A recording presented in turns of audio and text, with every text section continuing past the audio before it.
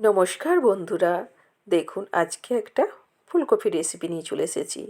আর আপনারা বিভিন্ন রকমের ফুলকপি রেসিপি বানিয়ে করে খেয়েছেন। আজকে এইভাবে আমার প্রসেসে, আমার পদ্ধতিতে একবার বানিয়ে করে খাবেন। এর জন্য নিয়ে নিয়েছি এখানে ফুলকপি, গোটা একটা ফুলকপি নিয়েছি। ফুলকপির ডাঁটিগুলোকে আমি বাদ দিয়ে দিচ্ছি। আর এই ডাঁটিগুলো দিয়ে আমরা কিন্তু বিভিন্ন রকমের সবজি বানিয়ে করে খেতে পারি, মাছের মাথা দিয়ে, নিরামিষ, বিভিন্ন রকমের। এই যে দেখুন, ফুলকপির শুঁটিগুলোকে আমি বার বার করে নিচ্ছি, দিয়ে যেগুলো বড় সেগুলোকে আমি দু ভাগ করে দিচ্ছি, আর যেগুলো ছোট সেগুলোকে এক ভাগ করে দিচ্ছি। এইভাবে পুরো ফুলকপিটা আমি কেটে নিলাম। আমি আগে থেকে ধুয়ে পরিষ্কার করে নিয়েছি। আর এখানে একটা আমি পাত্র নিয়ে তাতে সুজি নিয়েছি হাফ কাপের কম, আর একটা ডিম ফাটিয়ে দিয়ে দিচ্ছি। এতে দিচ্ছি দুটো পেঁয়াজ কুচানো, আর ধনেপাতাটা আমি একটু বেশি পরিমাণ দিয়েছি, চাইলে আপনারা কম দিতে পারেন। লঙ্কার পরিমাণটাও কম দিয়েছি, কুচানো লঙ্কা। হলুদ আর নুন দিয়ে ভালো করে মাখিয়ে নেব। আর যেহেতু সুজি ফোলার ব্যাপার আছে, তার জন্য সামান্য পরিমাণ জল দিলাম, আর লাগলে একটু জল আপনারা কম বেশি দিয়ে নেবেন।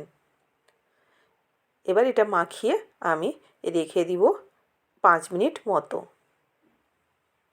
ঢাকা দিয়ে রেখে দিলাম। এদিকে ফুলকপিটা আমি নুন আর হলুদ দিয়ে মাখিয়ে নেব।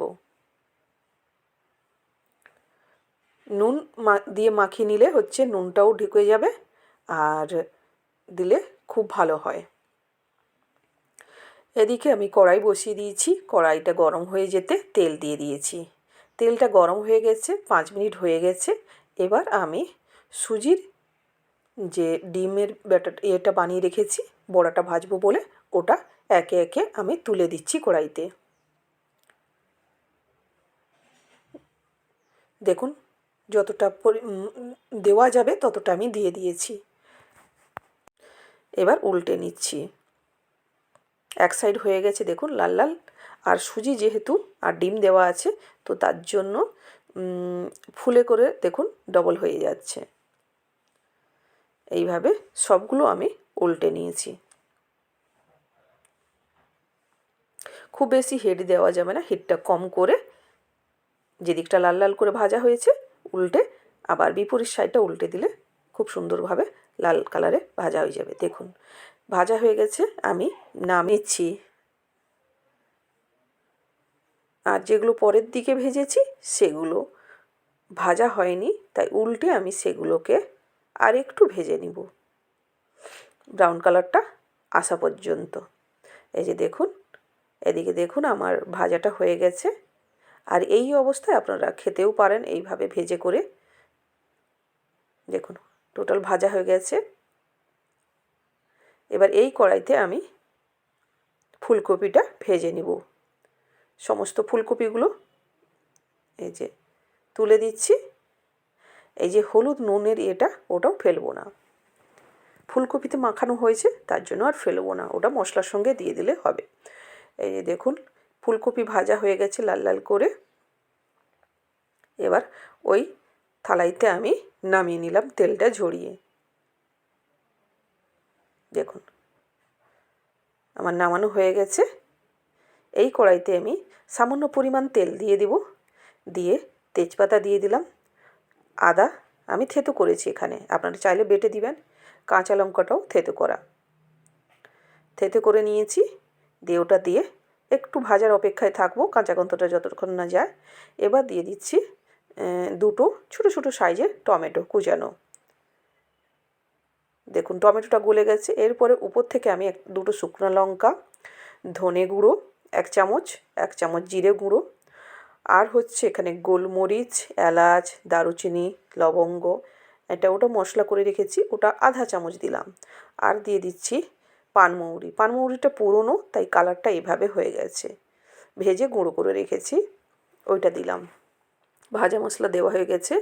এবার দিয়ে দিচ্ছি খুব সামান্য পরিমাণ, মানে ঝাল লঙ্কা, মানে যেটা, আর হলুদ খুব সামান্য পরিমাণ দিলাম।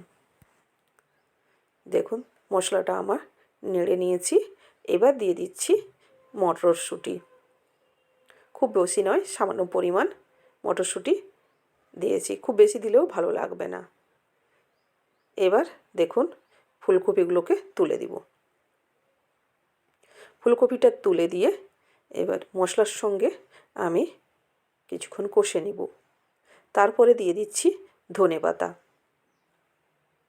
ধনেপাতাটা দিয়ে আবার 1 মিনিট মতো আমি কষিয়ে নিব।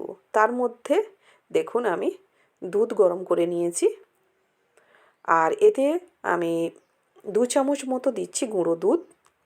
গুঁড়ো দুধটা দিয়ে এবার গুলিয়ে নিয়েছি। এবার এই ফুলকপির সবজিটাতে আমি দুধটা পুরোপুরি দিয়ে দিব।